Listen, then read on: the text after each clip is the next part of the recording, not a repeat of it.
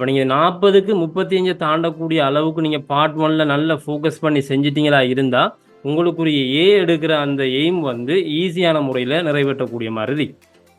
So அப்போ ஃபர்ஸ்ட்டுக்கு எல்லார டார்கெட்டையும் நீங்கள் வச்சுக்கணும். நீங்கள் ஏக்கு மட்டும் நான் இதை சொல்லல, ஈவன் நீங்கள் சி எடுக்க போகிறீங்களா இருந்தாலும் சரி, பி எடுக்க போகிறீங்களா இருந்தாலும் சரி, ஃபர்ஸ்ட்டுக்கு டார்கெட் பண்ணி வச்சுக்கொள்ளுங்க. நான் இந்த 40 மார்க்ஸில் 35 மார்க்ஸை எப்படியாவது எடுத்துடணும். கடந்த 5 வருஷமாக இந்த முதலாவது கேள்வியில் என்னென்ன விஷயங்கள் வருது, இந்த முறை நம்ம எதை எதிர்பார்க்கலாம் என்ற விஷயத்தை கொஞ்சம் டிஸ்கஸ் பண்ணுவோம். அப்போ முதலாவது பார்த்தீங்களா இருந்தால் 2018ஆம் ஆண்டு 2018 பேப்பரை நீங்கள் எடுத்து பார்த்தீங்களா இருந்தால் அதில் வந்த கொஸ்டின் எப்படி இருந்தால் match the instructions with the places. 2019 பார்த்தீங்களா இருந்தால் அதே மாதிரி ஒரு கொஸ்டின் எப்படி match the instructions with the places, இன்ஸ்ட்ரக்ஷனை பிளேசஸோட மெச் பண்ணுறது. 2020ஆம் ஆண்டு பார்த்தீங்களா இருந்தால் match the instructions with the pictures. இப்போ பிக்சர்ஸ் என்ற ஒரு விஷயத்தை கொண்டுட்டு வரான். அப்போ படங்களோட அதுக்கு பொருத்தமான இன்ஸ்ட்ரக்ஷனை மெச் பண்ணுறது. 2021ஆம் ஆண்டு பார்த்தீங்களா இருந்தால் match the pictures with the places. அப்போ இடங்களையும் பிக்சரையும் மெச் பண்ணுறது 2021ஆம் ஆண்டு. 2022ஆம் ஆண்டு போன வருஷம் வந்த பேப்பரை நீங்கள் எடுத்து பார்த்தீங்களா இருந்தால் match the instructions with the places. So நீங்கள் இந்த 5 வருஷத்தை நல்லா செக் பண்ணி பாருங்க. ஏதோ ஒரு விஷயத்துக்குள்ள தான் இந்த ரொட்டேட் ஆகி போயிட்டு இருக்கு இந்த கேள்வி. பிக்சர்ஸ் எல்லாத்தையுமே தெளிவாக பார்த்ததுக்கு பின்னால் என்ன செய்ய போகிறோம்னா கீழே இருக்கக்கூடிய டிஸ்கிரிப்ஷனை நம்ம ரீட் பண்ணி பார்க்க போகிறோம். அதில் நமக்கு நல்லா கனெக்ட் பண்ணக்கூடிய மாதிரி சொற்களை தனியாக அடையாளப்படுத்தி எடுக்க போகிறோம். முதலாவது சொல்ல பாருங்க, முதலாவது சென்டென்ஸை பாருங்க, drive carefully, drive carefully. So இதுக்குள்ளிருந்து நமக்கு நல்லாவே தெரிஞ்ச சொல்லண்டு நீங்கள் பார்த்தீங்களா இருந்தால் டிரைவ் என்ற சொல்ல எடுக்கலாம். சரியா, டிரைவ். அடுத்தது சென்டென்ஸில் நீங்கள் பார்த்தீங்கன்னா ஸ்டூடெண்ட்ஸ், எஜுகேட் ஸ்டூடெண்ட்ஸ். இருக்கக்கூடிய சென்டென்ஸை பாருங்க, ப்ரிப்பேர் டேஸ்டி ஃபுட். அப்போ நமக்கு நல்லா தெரிஞ்ச சொல் ஃபுட். இப்படி நல்லா தெரிஞ்ச அந்த கீவேர்ட்ஸை நம்ம டார்கெட் பண்ணி வச்சுக்கொள்வோம். Look after the patients. So patients எடுத்து வச்சுக்கொள்வோம். ஃபீல் என்ற சொல்ல மார்க் பண்ணி வச்சிருக்கிறோம். அடுத்தது ஃபர்னிச்சர். ஸோ இதெல்லாம் கீவேர்ட்ஸ். இந்த விஷயத்தை நம்ம மெச் பண்ணுறதுக்கு தேவையான கீவேர்ட்ஸ். 2018ஆம் ஆண்டு ஃபில் இன் த பிளாங்க்ஸ். இது வந்து ப்ரெப்போசிஷனை வச்சு ஃபில் பண்ணக்கூடிய மாதிரி ஒரு கேள்வி வந்துச்சு.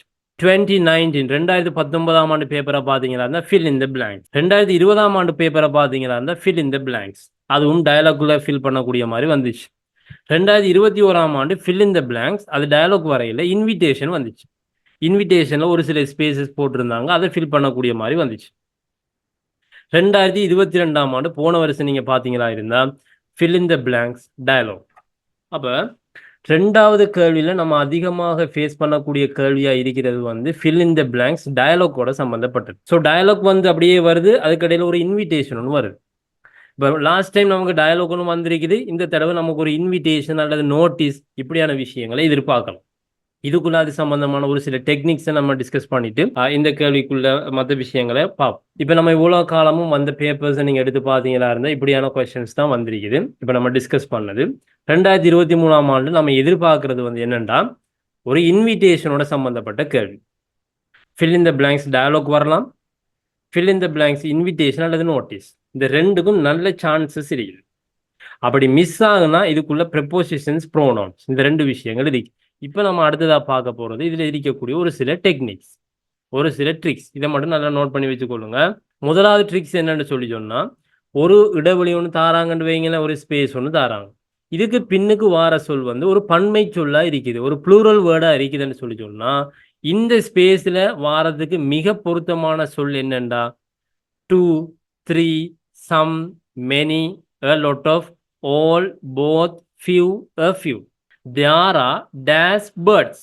அப்போ பேர்ட்ஸ் என்ற பன்மை சொல்லுக்கு முன்னுக்கு ஒரு ஸ்பேஸ் ஒன்று தாராங்கண்டா உங்களோட மைண்டுக்கு வரணும் இதிலிருந்து ஏதாவது ஒரு சொல்லணும் வரப்போகுது. அப்போ இதில் நமக்கு ஃபார் அன் எக்ஸாம்பிள் நான் போடுறேன், there are some birds. இங்கே பாருங்க, there are many. இப்போ சொல்லுங்க பாப்போம் பிள்ளைகள், மெனி என்ற சொல்லுக்கு பக்கத்தில் வார சொல்லி எப்படியான சொல்ல இருக்கும்? ப்ளூரல் வேர்டா இருக்கும். வேணா ப்ளூரல் வேர்டா இருக்கும். ரைட். அப்ப சொல்லுங்க, இதுக்குள்ள இருக்கக்கூடிய ப்ளூரல் வேர்டு எது? Right, very good. there are many patients. அப்ப இங்க பாருங்க ப்ளூரல் வேர்டு ஒன்று தான் இருக்குது. So patience. உங்களுக்கு ஒரு வசனம் ஒன்று தாராங்க, அந்த வசனத்துல ஒரு சொல் பிழை என்று சொல்லி அடையாளப்படுத்தி தாராங்கன்னு வைங்கள. இப்ப நீங்க செய்ய வேண்டியது இந்த சொல்லுக்கு வந்து ஒரு குரூப் ஒன்று, இவங்க வந்து ஒரு குரூப்புக்குள்ள இருப்பாங்க. அந்த குரூப்புக்குள்ள இருக்கக்கூடிய சொல்ல நம்ம தெரிஞ்சு வச்சிருக்கோம். தெரிஞ்சு வச்சிருந்தா இந்த கேள்வியை சிம்பிளா செய்யலாம். இப்போ நீங்க ஹேவ்ன்றதை எடுத்து பார்த்தீங்கன்னா இதுக்குள்ள 3 பேர் இருக்கிறாங்க. அதில் முதலாவது ஆள் யாருன்னு பார்த்தீங்களா இருந்தா ஹேவ். ரெண்டாவது ஹேஸ், மூன்றாவது ஹேட். இந்த 3 பேரும் சேர்ந்து ஒரு குரூப்புக்குள்ள வரக்கூடிய சொற்கள். அப்ப ஹேவ்ன்ற சொல்ல அடையாளப்படுத்தி தந்தீங்களா இருந்தா, உங்களோட மைண்டுக்குள்ள இந்த 3 சொல்லும் வரணும். இந்த 3 சொல்லுல நான் பொருத்தமானது எத போடணும்? அதத்தான் நீங்க என்ன செய்யணும்? ஃபிக்ஸ் பண்ணணும். அப்ப இங்க பாருங்க, ஹேவ்ன்றத பிளேன்னு அடையாளப்படுத்திக்காங்களா இருந்தா, அப்ப அது வரப்போறது இல்ல. இப்ப மிச்சமா இருக்கக்கூடிய 2 ஆப்ஷன்ல ஏதாவது ஒரு விட தான் வாரதுக்கு சான்ஸ் இருக்கு. அப்ப நீங்க அடுத்தது பார்க்கணும். அப்ப ஹேவ் வராதுன்னா ஹேஸ் வருமா? என்றத பார்க்கணும். ஹேஸ் வருமான்றத நீங்க பார்த்தீங்களா இருந்தா, தி கிரேட் 9 ஸ்டூடண்ட்ஸ். அப்ப உங்களுக்கு தெரியும் ஒருமைக்கு நாம ஹேஸ் பயன்படுத்துறோம், பன்மைக்கு ஹேவ் பயன்படுத்துறோம். அப்ப கிரேட் 9 ஸ்டூடண்ட்ஸ பத்தின வசனம் தான் இது. இதுக்கு நம்ம ஹேஸ போடலாமா? இல்ல சார். இல்ல. இல்ல சார். பன்மை சொல்லுக்கு நம்மளால ஒரு நாளும் ஹேஸ் என்ற சொல்ல யூஸ் பண்ண இயலாது. ஒருமைன்னா பரவாயில்ல, ஹேஸ் யூஸ் பண்ணலாம்.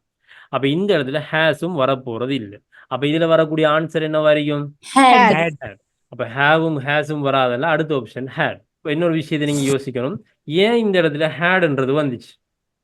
ஹேவும் ஹேஸும் வராது, அதனால நான் ஹேட போட்டீங்க. அது ஓகே. அது முதலாவது விஷயம்.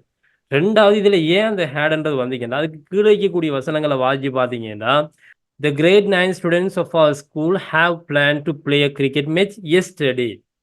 எஸ்டர்டே என்ற ஒரு சொல்ல ஒரு பந்திக்குள்ளேயே ஒரு வசனத்துக்குள்ளேயே கண்டுட்டீங்கன்னா, அங்க ஹேவ் ஹேஸ் என்ற 2 சொல்லுமே யூஸ் பண்ண இயலாது.